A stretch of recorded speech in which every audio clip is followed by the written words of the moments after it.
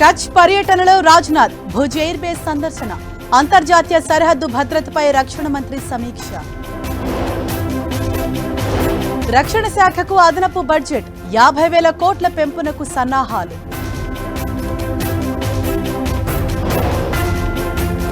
ఏపీలో ప్రభుత్వ ఉద్యోగుల బదిలీలకు అనుమతి, మార్గదర్శకాలు జారీ చేసిన సర్కార్.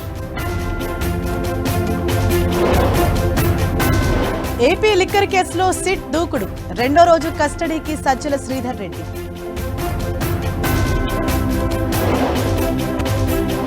వీఐపీ దర్శనం పేరుతో శ్రీవారి భక్తులకు కుచ్చుటోపి, ₹1,00,000 పైగా మోసం చేసిన ట్రావెల్ ఏజెన్సీ.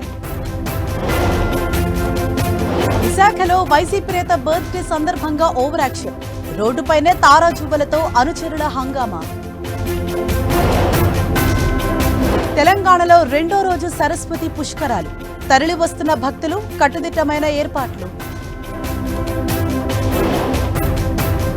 ఢిల్లీలో భారీగా పెరిగిన కాలుష్యం, అవసరమైతేనే బయటకు రావాలని సూచన. ట్రంప్ను చంపేస్తామంటూ బెదిరింపులు, దుమారం రేపుతున్న FBI మాజీ డైరెక్టర్ పోస్ట్. భారత్ వదిలి వెళ్లటం లేదు, ట్రంప్ కామెంట్స్ పై యాపిల్ క్లారిటీ.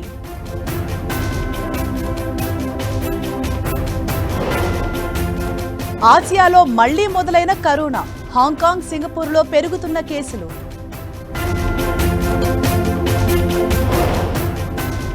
భారీగా పెరిగిన బంగారం ధర, 95,000కు చేరిన 10 గ్రాముల గోల్డ్ రేట్.